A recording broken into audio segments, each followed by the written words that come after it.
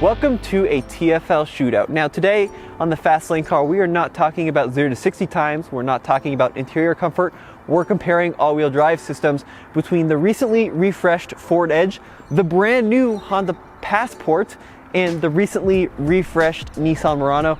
That's coming up right now on the Fast Lane Car. Now the way we're going to test the all-wheel drive systems in these three crossovers is with this. These are rollers from an assembly line, and this is a TFL slip test. Essentially what we're going to do is get the vehicle stuck on purpose. We're going to put these rollers underneath various wheels to see how the all-wheel drive systems, traction control, and in some cases even torque vectoring systems work to get the vehicles unstuck. Now spoiler alert, we have 4 tests. Only 2 vehicles complete all 4. You'll have to guess which 2 in the comments below. Okay, so here goes our first slip test on the new Honda Passport. So this is the front wheel slip test, which means I have the front wheels in the rollers, backing up and into neutral. See if we're in the rollers here.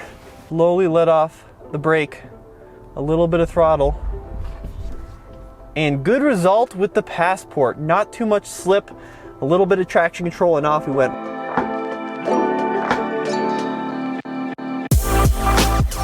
This is the newcomer to the group. It is the 2019 Honda Passport. If the front end looks familiar to you, it's because it shares a platform with the Honda Pilot. Actually, the wheelbase is exactly the same, but the Passport is significantly shorter than the Pilot, about 6 inches shorter, and it's also a little bit taller. So Honda markets this one as kind of the outdoorsy, go anywhere version.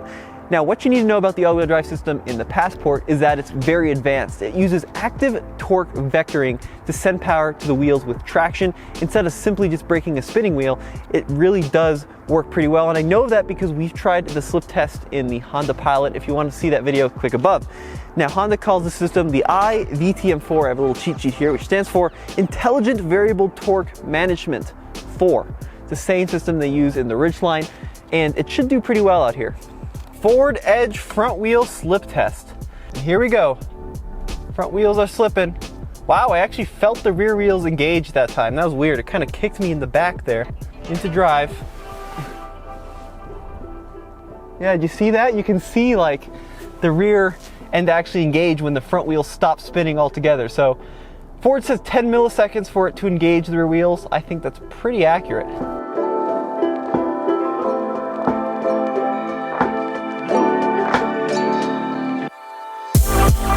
Along with a slight change in styling for this refreshed 2019 Ford Edge comes a slightly tweaked all-wheel drive system. Ford calls it the AWD disconnect, or all-wheel drive disconnect. And what Ford says it can do is detect in 10 milliseconds the need to engage or disengage all-wheel drive. So it can completely disengage all-wheel drive and make this a 100% front-wheel drive vehicle. And Ford says it can distribute 100% of the available power from the front to the rear wheels depending on road conditions.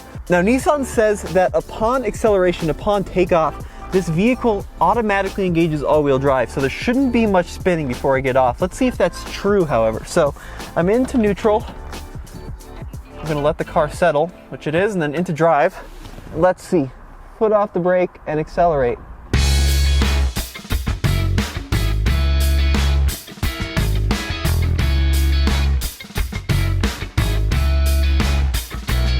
Into drive.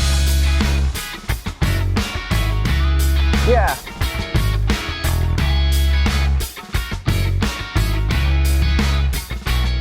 The Nissan Murano here uses a slightly different all-wheel drive system than the other two. They call it Nissan Intelligent Mobility, and here's how it works according to the website. The vehicle will start with all 4, meaning that when you pull away from a stop, all 4 wheels should be engaged. Now, when you're going down the road, Nissan says it'll cruise with 2, meaning that it'll be a front-wheel drive vehicle when you're going down the road for efficiency. However, when you start making cornering maneuvers and start throwing it around a little bit, it'll engage 4-wheel drive in a system they call corner with all 4 as well. So it's a pretty advanced and active all-wheel drive system. All right, next test is our diagonal slip test. So I have the left front and the right rear loss of traction. This is very common when you're off-road or even in a set of icy situations.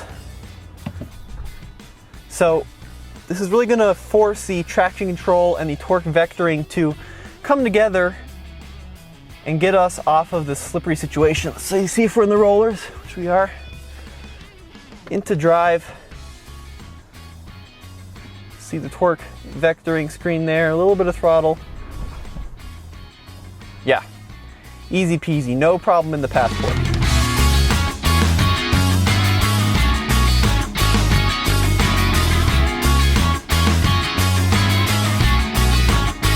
Okay, time for a diagonal slip test. So the front left, the rear right, they're in the rollers. We're gonna see what happens. See how the Ford traction control system works to get us out of this pickle. That is a technical term, this is a pickle. Okay, diagonal slip test. Now I do have an intelligent all-wheel drive display over here, so you can kind of see what's going on. Foot off the brake now, and a little bit of throttle. Wow. Super good, actually.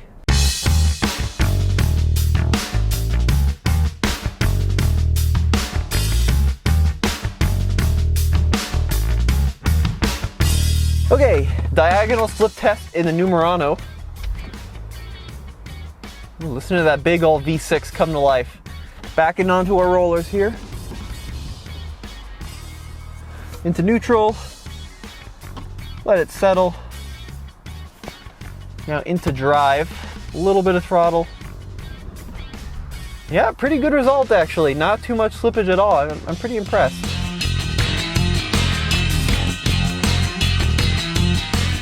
Now all these vehicles use considerably different powertrains even though they're direct competitors. In the Passport you'll find a 3.5 liter V6, made it to all four wheels of course, but through a 9-speed automatic transmission.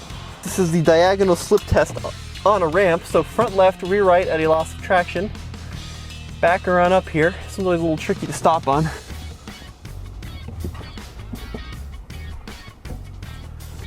Let's see what happens here.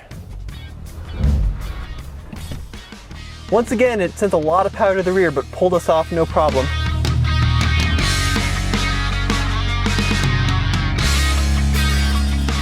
Right, so under the hood of the Ford Edge is a completely different powertrain than the other two, but it's a 2-liter 4-cylinder turbocharged engine mated to an 8-speed automatic. Okay, on the ramp.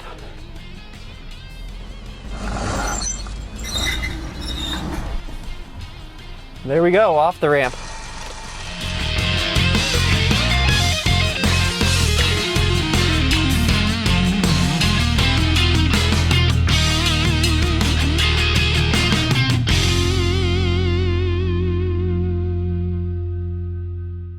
Right, so underneath the hood of the Murano, you're not going to find a turbocharged engine like the Edge. You will find the same displacement motor as in the Passport. 3.5 liter V6, naturally aspirated. However, it's not mated to a standard transmission. This is mated to a continuously variable transmission. So we'll see how that performs when we get it real stuck. Into drive.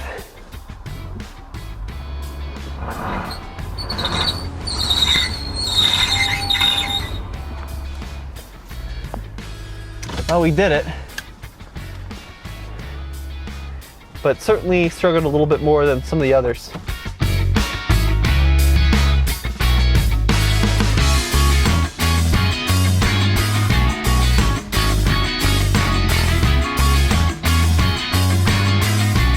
Okay, so three-wheeled slip tests, both front and the right rear are stuck in the rollers. Let's see if the Passport has what it takes to get us unstuck. So same basic procedure this time. We are on a slight incline. Nothing too crazy though. Go ahead and start her up. Now into drive. Let's see if we're a little bit stuck here. I think we might be. Whoa, did you see that on the display? Did you see all the power that went to the rear? That was really cool. I'll see if I can show it again.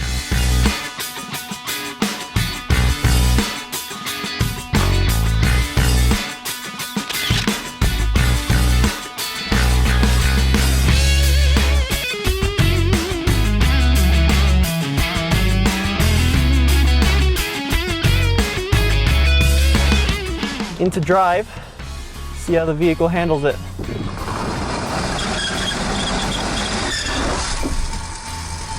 Yeah, I would say it does pretty well actually.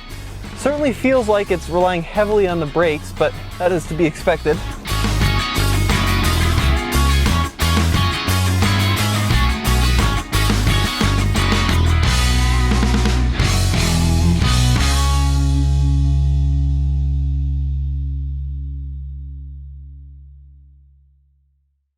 Okay, same thing, three-wheeled slip test in the new Murano. Let's see what happens here. In case you're wondering why I keep putting my seatbelt on, it's so that it doesn't freak out and start beeping at me. It's also for safety.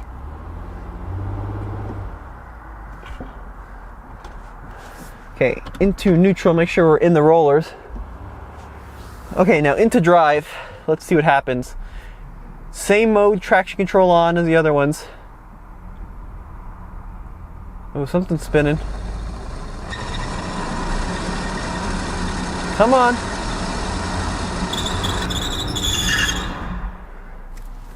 Yeah, we're a little bit stuck here. I'll try it again.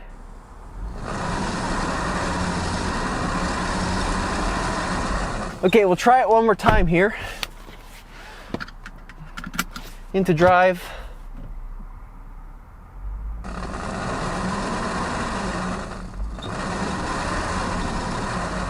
Let me try one thing. I'm going to go ahead and turn off traction control. See if that helps at all.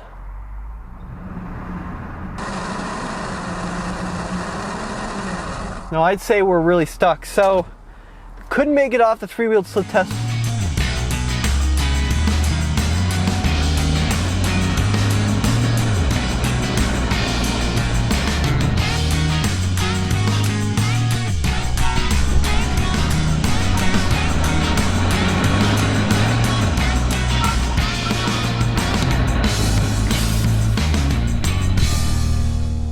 So comment below how you think all three vehicles did. Here's what I can tell you from the seat of my pants experience. The torque vectoring in the Passport works fantastically. We didn't really play with many of the modes, but even in standard mode, you could really feel it force power to the back and not just a little bit of power, a lot of power. Love that. The Ford Edge did well as well. Really relied heavily on the traction control system, but pulled us up with ease on pretty much all the obstacles. So really good performance in the Edge. And the Murano, well, it did it, but let's be honest, it struggled, at least on the three-wheeled slip test. It just didn't quite figure it out that it needed to send the power to the rear left wheel to get us off, and it did spin a lot on the hill test. So slightly worse performance than the other two, at least in this controlled test. But as always, let me know what you think in the comments below. I'm Tommy with the Fastlane Car.